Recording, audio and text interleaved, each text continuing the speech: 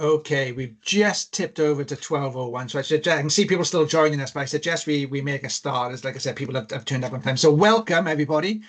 For those who don't know me, I'm Darren Morgan. I'm the Economic Statistics Centre of Excellence's Engagement Director, ESCoE. And welcome to the latest ESCoE's research seminar. And today it's on public services productivity measurement, which is, I think we can all agree, remains incredibly important, incredibly topical. So it's great that we are covering it today. And we have two brilliant speakers. We have Katherine Kent, who's the Assistant Deputy Director at the ONS, who has responsibility for the Public Services Productivity Review. So brilliant that she's joining us. And as I was discussing, we have Mary Spowridge, who's the director of the Fraser of Allender Institute at the University of Strathclyde, but is also a member of ESCoE's Leadership Executive. For those who haven't attended before, the format, generally, we will ask Katherine to speak for around 40 minutes. Then Mary responds for around 10 minutes, and then the rest of the time, 10-15 minutes, we have for questions, which you can see at the top of the, hopefully have your laptop or your screen. We have a Q&A message pane. Be grateful if you put your message in there. But when we see the questions, we will either collect them ourselves and answer them directly, or if you'd like to come on the call, feel free to do so, to ask it yourself. So enough from me, I suggest. Let's get started. Katherine, over to you. Brilliant. Yeah, thank you very much, Darren. Lovely to join you for this webinar today. I'll be covering various aspects of the Public Services Productivity Review.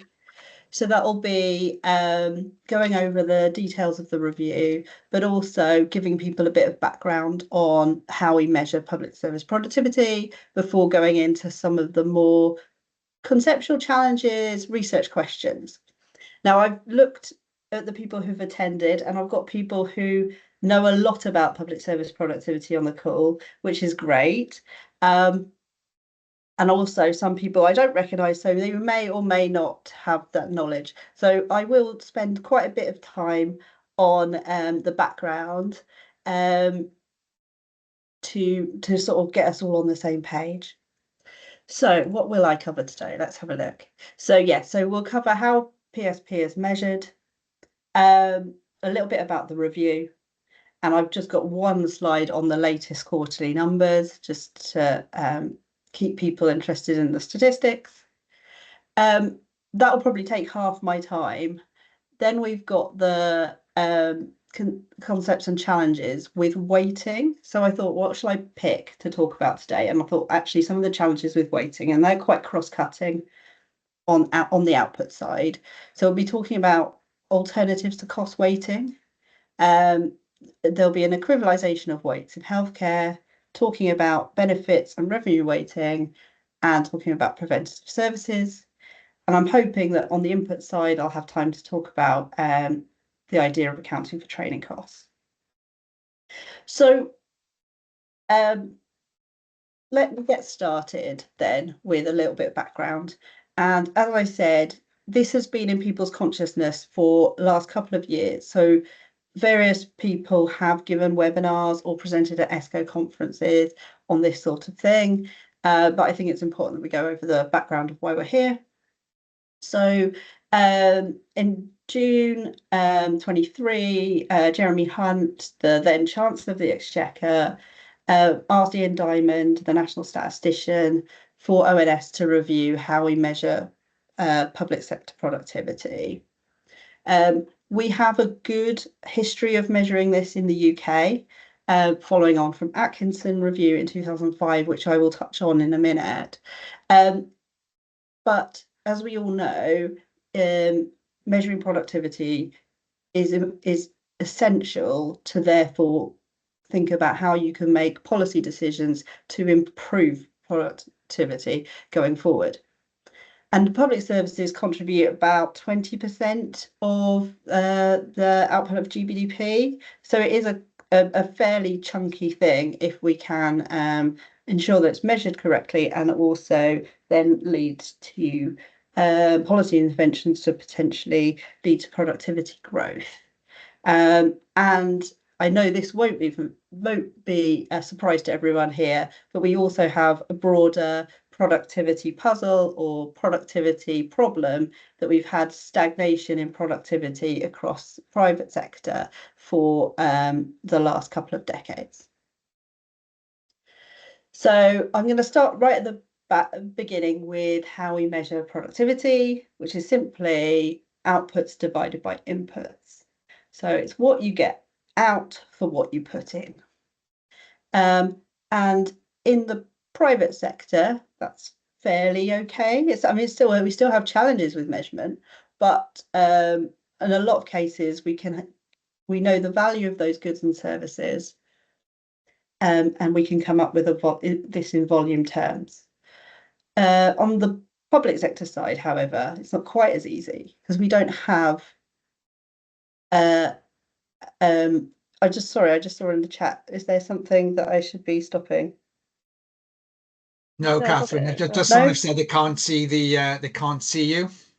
Oh, okay. But if other people can, then, and hopefully everyone can hear me. Yes, we can all hear you. And Sarah's looking into the camera situation. Oh, thank you. That's great.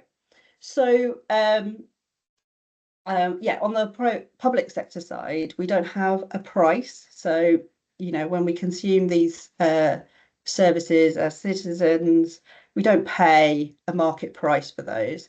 So it's really hard to define the output and come up with it in volume terms.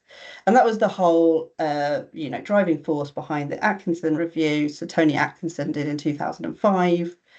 And wanted to come up with a way of measuring this. The other important aspect here is the fact that it isn't just about what is produced, so the services that are delivered, but also taking into account the outcomes. And we refer to that as quality adjusted outputs. So it's the quality of the service provided, not just what is being produced. And to summarize that in an equation, very simple equation, we have both the quantity of output produced plus the quality of that output, and that's what we call our quality adjusted output. And the input side of things that are used up are the labour, the capital consumed, and intermediate consumptions, the goods and services captured. So for people who are very familiar with productivity, that is closer aligned to a multi-factor or total factor productivity model as opposed to a labour productivity model. I've already covered, so just to say, okay, where did we start? So 2005 Atkinson review. Really important that what we're measuring is the value added. In the same way, when we think about output in GDP terms, we're always thinking about the value added rather than what's being produced. A small point here that Atkinson does distinguish between individuals and collective services. So some things we define as collective, maybe like defence, where it's hard, it's one big thing. We're sort of challenging that in the review. It felt like it was a bit of a way of putting the collective services to one side to say they're quite hard to measure. Whereas, it's not always necessarily an obvious dividing line between the two. We shouldn't forget about inputs in this. So even though the output is the really conceptually hard thing to measure, we should also be measuring the inputs as detailed as we can and making sure we're including all those full range of inputs that go into the equation. We are going to, later on in the presentation, when I talk about my weighting, I'll talk about this cost. So how do you put it all together? We want to weight these things together with their marginal valuation, but often we don't have a value. What we've used up to now is a cost or a unit cost for all of this, and we use cost weighting to weight it all together.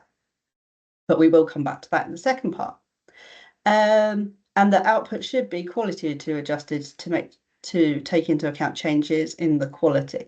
So in healthcare, for example, that might be how successful the surgery is, the patient satisfaction, waiting times, those sorts of things.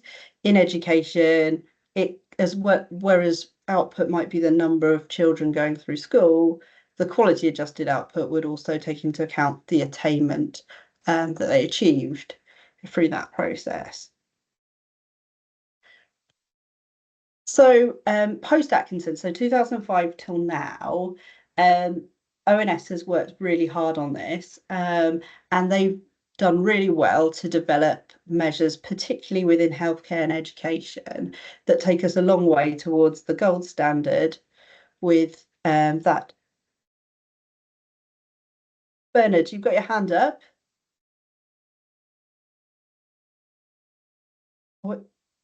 Bernard, you got your hand up. Would you like to come in? It could be louder. There we go. If you've got a question, if you put them in the chat, we'll take them at the end. Thank you. So yes, so made a really good progress towards quality adjusted education and healthcare, but some of them are lagging behind. And what we have to do is adopt just an outputs equals inputs approach, which means we don't actually have a measure for the output. And it means that productivity growth will be 0. So at the moment, you can see it's a bit of a mixed bag, and we wanted to do through the review to address some of these. I'll draw your attention particularly to Social Security Administration, because I'll come back to that later, is the fact that since 2018, we've had to revert back to an inputs equals output approach, because since the introduction of universal credit, it's been giving very odd results. But I'll come back to that separately.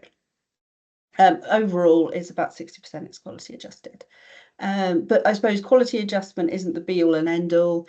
The more we can improve the outputs and the inputs and be counting for all the right services, the better. So, oh, and one final thing on this slide, the other bucket, which is now the second largest, we are also making strides to try and remove things, so identify things separately. So one of those is taxation, which we're intending to measure separately from other. Okay, I've already mentioned Social Security Administration, but some of the other challenges we've had, or not in this space. So education is already really well captured, which is great news, but the pandemic, with a lot of service areas, but education being one of them, there was a big challenge during the pandemic. COVID had a big impact on the way education was delivered, and therefore that affected productivity. So we've been working really closely with other government departments and academics and various people to talk through these. Defence, I briefly mentioned earlier, we're working really closely with Ministry of Defence on this one. It's unlikely by the end of the review we'll get to a place where we'll actually be able to implement anything on the output side, but we will come up with some recommendations. But that doesn't stop us improving the measurement of inputs, particularly looking at the labour side and the deflators we're using to make sure we're accurately reflecting what's actually being spent. Okay, and then I said I would throw in some numbers. I just wanted to pick a chart to show a little bit about the public service productivity picture at the moment. So this is taken from our most recent quarterly estimates, and the takeaways here are that productivity hasn't recovered from the pandemic. So we're about 8.5% below where we were pre-pandemic. And this is because inputs have increased more than output.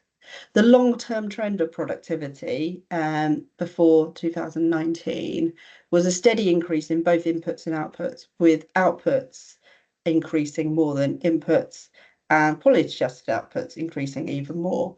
So you had this steady increase in productivity, but we've had the big drop during the pandemic, and it looks like we haven't returned to those levels yet.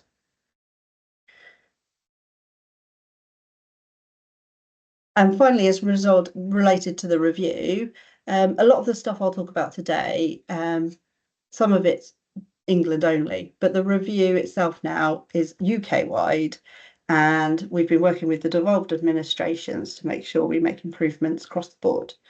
So we've improved relationships with the devolved administrations and public service productivity teams. We've identified gaps and trying to fill those gaps.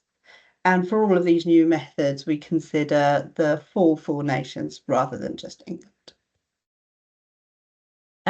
Okay, good. So to summarise my introductory section, and I will probably dwell on the second point here just for a second. We had three overall aims of the review, which we'll deliver by March 25. So implementation of further measurement to improve ONS productivity outputs. That's mainly what I'm talking about. That is all what I'm talking about today. And that will go into our publication in March next year. Then the second point is around this roadmap into incorporating international accounts. I'm not going to talk about that today, other than to say that within the system of national accounts, the SNA 25, there will be scope to incorporate quality adjustments into the national accounts. That means that this work is even more important because it's a national accounts issue, not just a productivity issue. What that will be is that will be a very long-term roadmap of how we will incorporate this into the national accounts. So so we'll have a very high level roadmap by March to share with users. And alongside that, we're going to publish a final report. So that will summarise all the improvements we've made, but also recommendations on some of the sort of harder, more conceptual things as well, with recommendations for further work. Okay. So that was the whistle-stop tour of the that side of things. So I will take us through some of the more research questions that we've been working on related to weighting. So to put this equation into words, this is about how we weight all our outputs together. So we've got lots of different services, and within a service area, for example, health, you'd have many different types of services being provided, whether that be GPs in hospitals, A&E, different types of operations, different types of activities going on. And you want to weight them together to come up with a volume measure. And so what's the best way to do that? So we take all of the activities and the cost of the activities in the previous year divided by the sum of the activities from the previous year and the cost of the activities in the previous year with the associated cost weight. Now, that's good. And if we have accurate data on that, that's good. So we've got a concrete number we can use. But when we've been exploring this in various different ways, it's not necessarily always the cost that something, the what's the word? So how much things cost isn't necessarily the best measure of the benefit that will be returned on the outputs or quality adjusted outputs. So we've been thinking about some alternatives in various different scenarios, and I'll outline them one by one. So the first one is what we're calling equivalization of weights. And these if you see any numbers apart from the chart you saw earlier, any of these numbers that you see from now on are just like illustrative. They're not not to be taken as read. But this is a very basic example of knee replacement surgery. So you could be in the situation where you can either be admitted to hospital, stay overnight for a knee replacement surgery, and that costs £6,000. Or alternatively, you could be a day case. So you come in the morning and then you have it done and you're able to go home, and that cost is a lot lower. So you can immediately see that the output is the same in terms of the outcome. So at the end of the day, the end of the treatment, people have had this knee replacement, but the ones where they involved an overnight stay obviously cost more, so they're weighted more, which could be potentially misleading. in that sort of scenario. So what we were thinking about is having some sort of weighted equivalization of weight. So you look at all knee replacements, no matter how it was administered, come up with a cost, to think about, actually, is that a better way of weighting things together? We do recognise, as people come on and go, but what about this? What about this? We do recognise that, of course, there will be reasons why people are admitted to hospital for some of these treatments, even though others could be done on the day. So likely to be, people with poorer health will need closer monitoring and things like that, or potentially not recover as quickly. But we have information on comorbidities and complication scores, which we can come into that. We can also stratify by age groups, and the way NHS in England do their costing models. We're also not thinking that we would do this for everything, but like stuff where there's some sort of, it's accepted in the industry that this makes sense. This is an alternative to equivalization of weights, but actually it's a sort of similar problem. And this is around, the example here is around A&E. And this is the phenomenon that a lot of things that happen in A&E, people end up going to A&E for things that could have been treated elsewhere. A GP, the example here we've used is a common respiratory tract infection, could have been treated at GP at a lower cost than at the expensive cost in an A&E. And therefore, if it is done at A&E, it's given a higher cost, higher weight, and therefore the output seems higher. Again, even though, is that really good for productivity when it could have been done cheaper elsewhere? So one of our proposals is thinking about, could we alter the weights of the procedure rather than the actual cost of how much it costs depending on the setting? And that's just for healthcare. So really interested if people have views on whether this could be other examples of how this happens elsewhere. Is there a lower cost and higher cost we can combine? We already do this in children's social care. So foster care placements is at least as good, probably better outcomes than a children's home, and also cheaper. So can we combine? That's equivalization of weights. So then the next one is an alternative approach within Social Security Administration and this new area, which is taxation, on revenue and benefit weighting. So, and I'm only briefly going to touch on these areas. So Social Security Administration, you're probably all aware that in the UK, there's been a move from multiple benefit streams to one catch-all household benefit, universal credit. So for us at ONS, when we were trying to measure that, how do you manage that transfer from multiple benefits into this single benefit?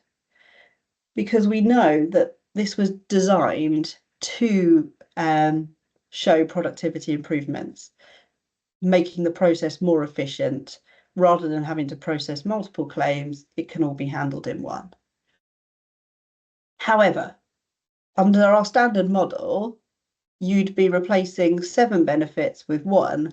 So the amount of things going in would be reduced quite significantly, and therefore the proposed output would be much lower. Therefore, productivity would perversely be seen to fall. So that's the problem, and that's why we reverted back to an inputs equals output approach in 2018. But we wanted to reevaluate this, and we've done a lot of work with DWP on this, and we're still in the process of thinking through how we do it. One proposal is we look at a sort of a benefit weighted system for universal credit. So as universal credit takes more and more and more of the the accountability that for the share of that benefit pot, the more and more weight you can attribute it to it, rather than the cost of administrating a universal credit. And that would also, there's various things with the complexity of that and the fact that it's changed over time. So it isn't just a straightforward switch in and out. It has to be over time. But we feel like we could work with some sort of benefit weight to get us over that hurdle. The other similar but completely opposite is around the fact of revenue weighting in taxation. So I mentioned earlier that within other, one area is taxation, which we want to separate out from other. So this is the service the government provides, which is to collect tax. And how productive is that function? So is a cost weight really the best way to do that? So the main thing to consider here is it better to do it based on the revenue? Is that better way of doing it rather than the cost of doing it? We know that there are multiple benefits, but at the same time, there are 3 or 4 really main benefits, main taxes. Lots and lots of different taxes, but there are 4 main taxes that cover like sort of 85% of the share. So we should be measuring those. We also know that the primary function, despite some of the taxes being there to disincentivize behaviour, the primary aim is indeed to raise revenue. So the way we've been thinking about this is to appraise it on 4 different criteria. So coherence, congruity, thinking about the accounting for value, what data is available, because crucially, it's pointless us suggesting a method which can't actually be measured, and the impact of policy change, particularly related to tax rate changes. And we've got this sort of grid now where we've got pros and cons, well, not pros and cons, I suppose we've got pros for each, and it's just a case of weighing those up to see whether anything comes in. My next slide shows that the output of the tax is the number of taxpayers. And, you know, by cost weighting on revenue weighting, you're changing the numbers very slightly. And again, just these numbers are for illustrative purposes only.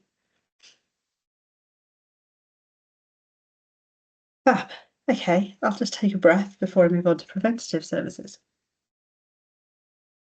I think this is probably the biggest, most conceptually challenging, and the one where we've got ideas, but actually moving towards implementation is much harder. So if we think about preventative services, this is like your programs to stop things happening further down the line. So when we put them in recently, so we recently included alcohol cessation program and smoking cessation program. And what we did when we put them in, it was great that we put them in, but we put them at cost. So often you find that the cost of providing these services is fairly low. So in smoking cessation, it might be group sessions, some small interventions. But like the cost of the service that you've prevented happening, for example, expensive treatments for lung cancer or other sorts of things, are much more costly. So that's the sort of dilemma we're facing. So by having that low cost up front, it's not a good representation of the value of the service. It's also quite a broad topic, and it's quite hard to distinguish between what truly is preventative and what we can measure. It is very hard. So in another example, there's around early intervention in childcare, like having those sorts of really early interventions, giving people opportunities for their children to go to special care settings very early on is seen as beneficial for later life, but that could be very hard to really understand that progression. So one model, which I call the Hayes model, because it's Richard Hayes came up with it, is really thinking about, could instead you use the probability of the thing happening, or the times by the cost of the prevented activity. So, you know, if you prevent half of those things happening, can we weight that by that? But that's not the only model. And we commissioned ESCoE, Martin Wheel, to look at a particular case study, and he chose to do it on diabetes. And if you haven't watched Martin's webinar, you can do. It's available on the ESCoE website, to look at diabetes, where instead he looked at the QALYs, so that's the quality adjusted life years, and the reduction in cost. So that approach is, I would say, probably a safer way of measuring it, because it doesn't overestimate the best case scenario of all these things that have been prevented from happening. So we're not there yet, but that's another element of this sort of weighting that we're working with. Okay, so we'll move on to my final point. So that was my weighting stuff. This is tangentially weighting, but it's another thing, and it's more on the input side this time. So it's talking about training costs. So this is where it's in inputs. Sorry, Michelle, can you go on mute? Sorry, just distracting me, that's all. Thank you. Thank you. So so in this training thing, it's the fact that we've had specific examples, particularly in the police, have had big recruitment drives called the Police Uplift Programme. But those police officers aren't equivalent to fully trained, fully ready for action police officers. So to what extent should we be including training costs as an input? So that would be like, is the cost of training, should that be included? Should we discount staff inputs and their experience? And also, should we treat staff training as being an output in its own right? All important questions. And we want to know whether this is contributing to the production process. And that training could be quite a lot of stuff. It could be training if they go to a college for training. It could be training time when they're in work, but they go off site for various dedicated training. It could be just general on the job training. In the hospital, are they being observed by a more senior colleague? And other training that is just part and parcel, but not actually contributing to the output. And then the input training costs, we've got the labour, obviously, if you employ a trainer, or goods and service if you purchase it elsewhere, and the capital for those sorts of things. So those are the sort of things that we've been wrestling with. And we can always come back to Atkinson on these things. And we know that Atkinson recommends that for labour inputs, we should do a direct measurement and an indirect, and reconcile the two. But when we're looking at direct measure, we should also try and disaggregate as much as possible by different skills levels. So very much could align this with, if people who are on training schemes are paid a different wage, well, we should probably be including them separately. And at the moment, a lot of the data we use in public service productivity is full-time equivalent. It's not the same as labour productivity, where we would do it on an hour's work basis. So it might be harder to get access to some of this activity. And, you know, I mentioned Police Uplift, these big recruitment drives, you know, should we just treat this as a fact of life? and we just explain it. So we just say, in this year, this happened, and that's why the numbers look as they are. So various questions and challenges that we come up with on that side. So that is the end of my slides. I just wanted to conclude by saying that public service productivity is really hard to measure. There's lots of different conceptual challenges. Hopefully I've given you a bit of an overview of how we measure it and the things that we're doing within the review, but also recognizing that, you know, even when we get to March, there'll be still lots outstanding and lots of questions.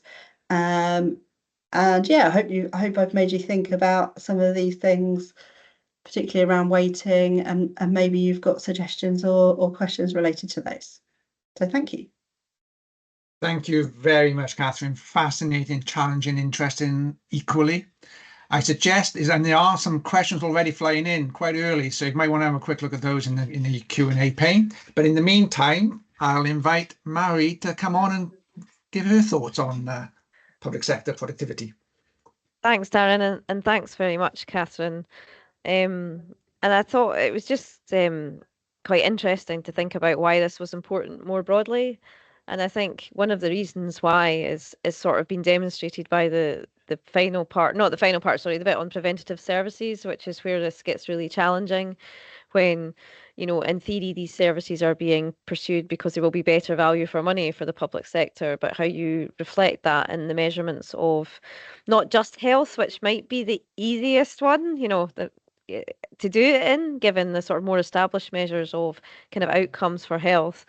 But things like the justice system, you know, and as you've mentioned, early interventions for children and things like that, to what extent they're going to impact on the price we have to pay for public services in the future is much more challenging. So, you know, this is important, of course, because these adjustments are part of us understanding what we are getting for our money as a society. And not that politicians are, of course, driven by seeing increases in GDP or anything like that, but the fact that better value public services, better quality public services are reflected more properly in the way we measure our economy, I think is really important. And it's important for perhaps the right incentives being in place for maybe braver and longer term decisions on investment in preventative services and services which will be better in the end. And this is a real problem for services like social care, for example, where, you know, quite often it's about the time someone spends with a patient that's looked at rather than the outcomes that that patient is actually experiencing, which are actually what we want to do.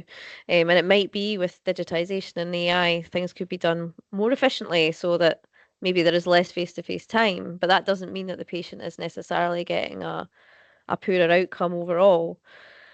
I think this is really interesting for me to think about how this feeds into our wider discussions around fiscal sustainability, to be honest. I mean, a lot of the outlooks for fiscal sustainability that are produced by people like the OBR are looking at the demographic challenge we have in the UK, and therefore the increasing costs of lots of services to deal with that. Healthcare, social care, you know, increasing in costs massively as more of us get older and a larger proportion of the population is older. But I think it's just quite interesting to think about how our view of this might change as and when these sorts of quality measures come into our measurement of the economy, and therefore our understanding about what the link is between the size of the economy and how tax rich it is and the extent to which that can fund public services. So all of this work is really important for us understanding how our view of what economic activity is and what economic success is when it comes to public sector output. So yeah, I think you highlighted that this isn't just about public service productivity estimates, that it is about how we measure our economy, and that it will be. And ESCoE, the committee that advises the national statistician, have recommended that this be included in GDP when, you know, when it can be done so in a high quality way. So this isn't just about productivity measurement. This is really important. So I think all of these thoughts about these difficult areas are really welcome. And I think to say that, you know, the UK can really be a world leader in this area. And so it's really important to get as many big brains as we can thinking about all of these issues and helping the ONS sort of tackle them. You know, Katherine, I was going to mention this. I don't suppose this will be a surprise. I think it's really important that all of these metrics are UK-wide, and I mean UK-wide. In the past, many of them have been for England or England and Wales only. And if you're missing out, you know, 20% of the public sector, I think that's a problem. So it's very welcome to hear that the devolved administrations are involved. But I think it's more for me that the ONS are responsible for producing these metrics for the UK as a whole. And yes, of course, working with the devolved administrations, but it is the ONS's responsibility to produce statistics that reflect the economy for the whole of the UK. I think I'll probably leave it there, Darren, given there are so many questions. But it's super interesting, and you know, lots more big thinking that needs to be done about some of these really challenging conceptual issues. No, thank you very much, Mary, and I agree. It's as you said, quite rightly suggested. This is important for the wider picture for the very reasons that you set out, and that's why I guess there's so much interest in there as well. So I am going to suggest we do go straight to the questions actually, because there are a lot flooding in. But as a reminder for people, if you could use the Q&A pane at the top of the Teams that you will see, that would be very helpful. But the first question we had was from Nick Alton about labour productivity, how it's changed pre and post pandemic. But I think Mary very quickly and efficiently have responded to that, Nick. But please post if you don't think that question's been answered. But to the Q&A panes, right, you can see them as well as I can. So Tony, hi Tony, you're up first. That's a good question. How do you separate local authorities around 120 different services outputs from departments? Katherine, I don't know. Yeah, really good. A good question. I'm probably one I didn't spell out. So the way we measure is by service area. So it's not necessarily it's not a central. This is the productivity of central government. This is the productivity of local government. We would look at adult social care, which obviously is very much done on a local level, but we will be measuring that as an aggregate. And as a reminder, I think our data is at aggregate, so it isn't about comparing local authorities, it isn't about comparing hospitals, it isn't about comparing police forces, but of course there is interest in that as well. So there are various other stakeholders that we've been working with who have this data that do that sort of analysis. So we had conversations with Offlog for the Office for the Local Government, who were creating dashboards of data so they could put together all of that information for local government. And I think that data is publicly available. Thank you, Katherine. I think a lot of people are thinking this probably. The Bernard's first question about the size of quality adjustment. Is it small because it doesn't really matter, or is it because it's very difficult to measure? Sometimes the quality adjustment doesn't have that much of an impact, I guess. I'm not sure I 100% agree with the question. Maybe it was the way I worded it. So about 60% is quality adjusted, and it does make quite a difference to the longer term trend of productivity. When you incorporate the quality adjustment, it's very chunky actually. I don't have the figures to hand, unfortunately, to say that it is. But I think that the second part of the question, which was, is it not very important or is it not very well measured? I think that there's more work that can be done on measuring that quality, and I think it comes back to some of the points that I raised with the weights and Mary raised with preventative services. That it's like, are we doing enough? Are we covering enough in that quality adjustment? We may be doing enough on paper to say yes, we've got a proxy for that, but is that really the true value of that quality adjustment if we were to go further on that side?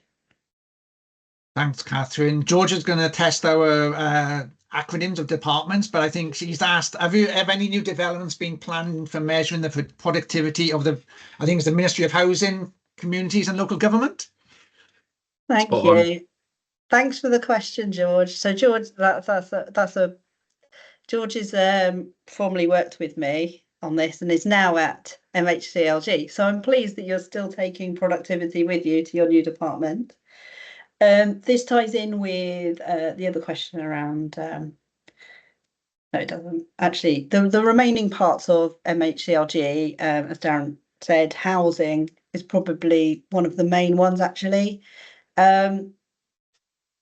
We haven't been able to prioritise it in this part of the review, but it's definitely something we'll be talking about in the final report for potential future developments.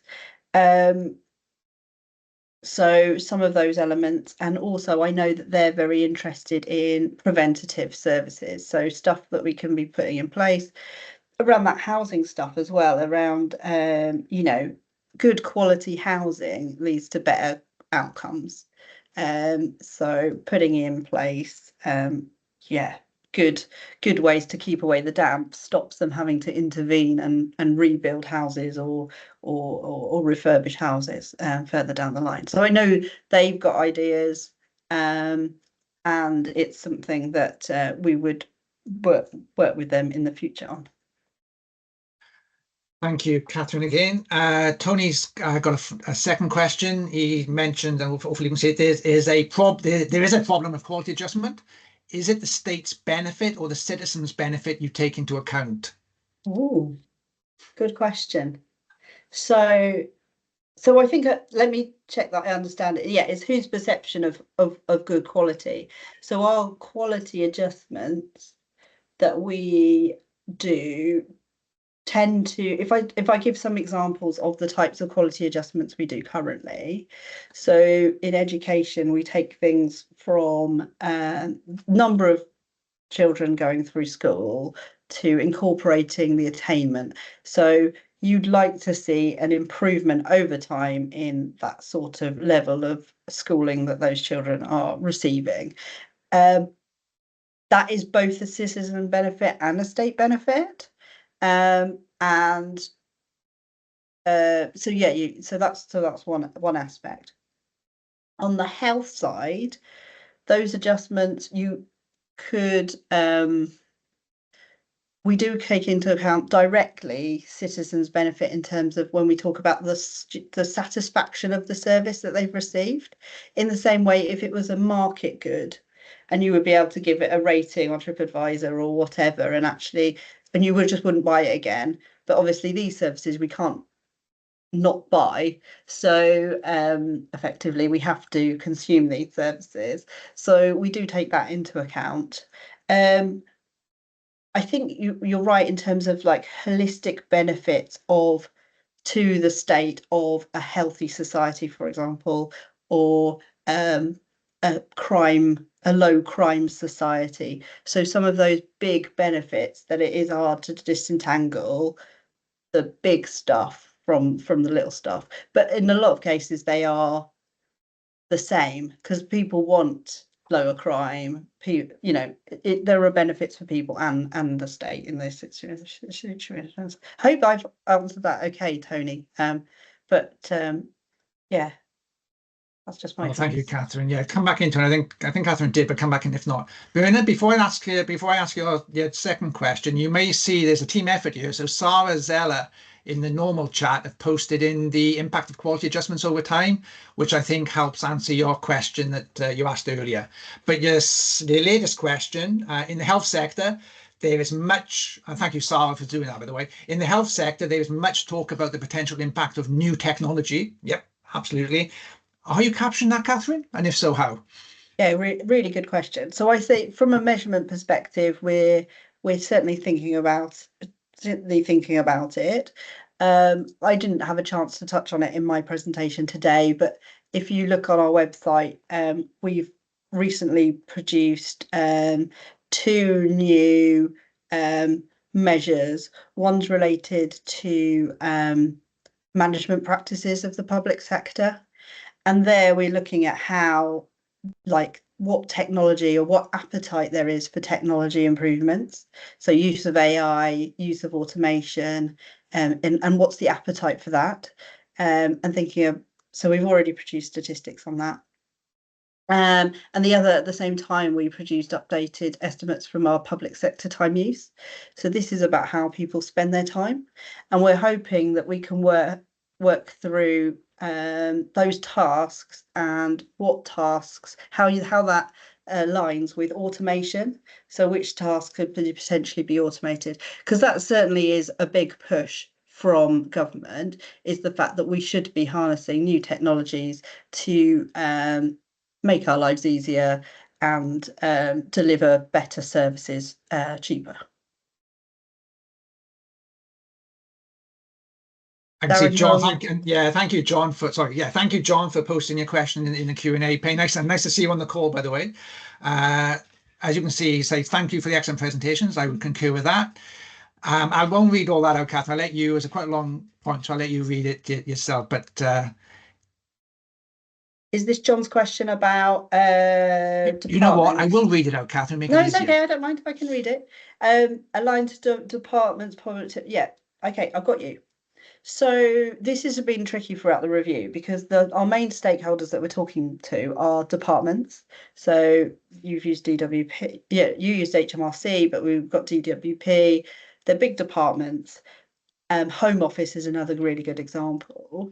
They're interested in the productivity of their department, whereas I'm very much interested in the productivity of a service area. So, for example, in the Home Office, we've got two very clear separation between policing and immigration.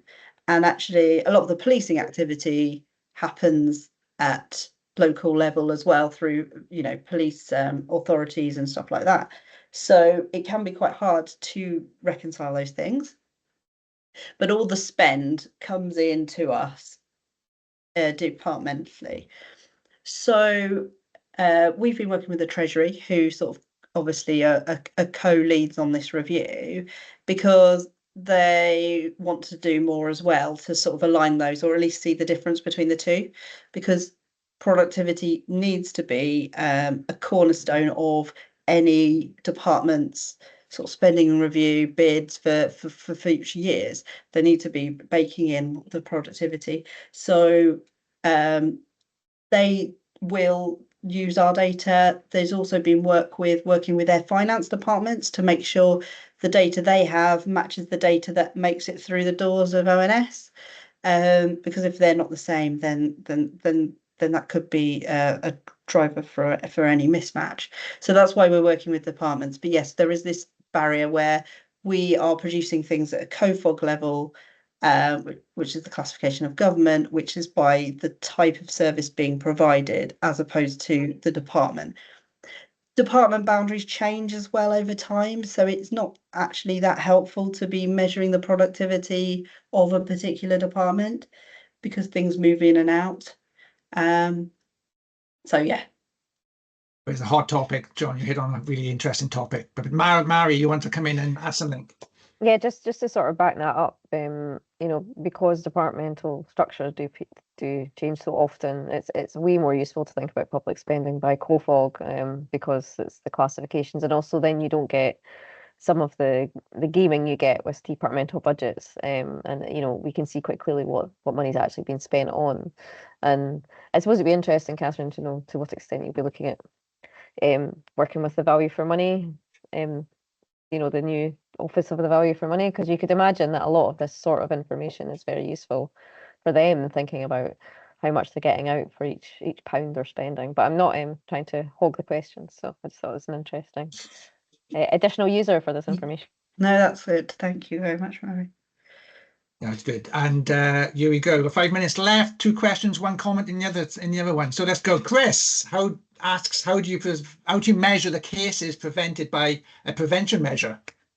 Exactly. So, and this is a challenge, because this is where you move from into the more subjective space, and we have a lot more people, a lot more skeptical about this idea of preventative services, because you've got big numbers being involved here. So if we said that this particular preventative intervention will mean we can do 100 fewer operations in the future, we attribute that now, but actually it turned out that those, you know, actually it was more like 50.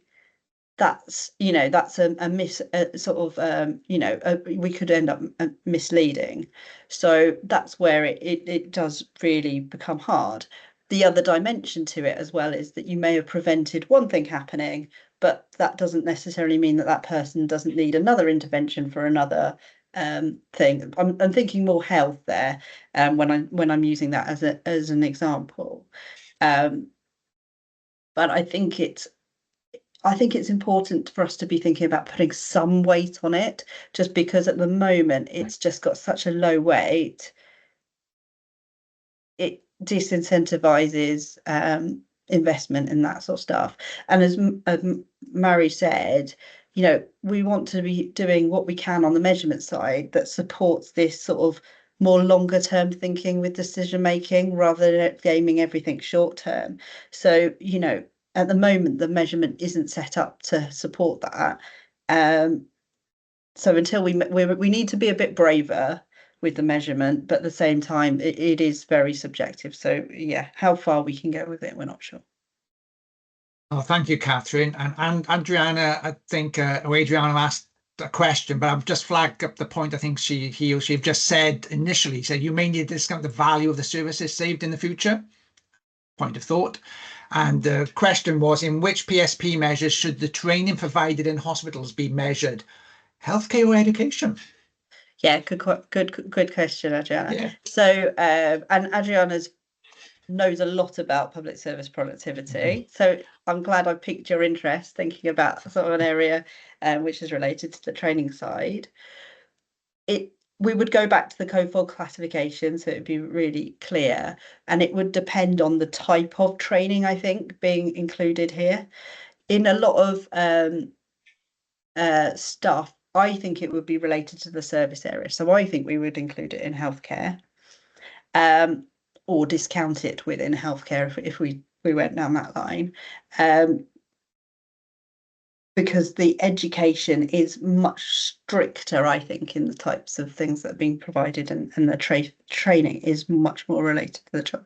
I'll actually take that away, Adriana, and we see each other more regularly, so we can talk about that offline. Yeah, a really good question. And just linked to that, I think William's made a really good point in the other in the general comments about very interesting to see the points on training being potentially incorporated, given the scale of the impact that potentially has.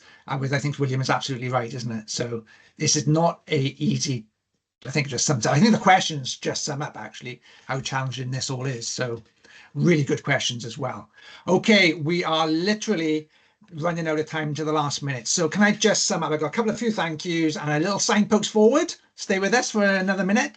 Can I just say a massive thank you to Katherine and Mary for joining us today, sharing their thoughts with us, answering lots of questions, which is absolutely brilliant. Can I thank you guys as well?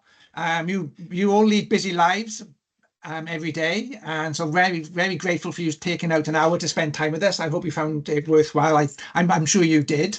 And in terms of looking ahead, we've got our next seminar on the 12th of December between 1 and 2. It's about the geography of opportunity through the lens of spatial differences in social mobility, which sounds fascinating. The presenter will be Francesco Fogliano from UCL.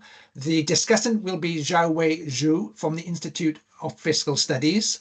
And you'll be in the very capable hands of Rebecca Riley from ESCoE.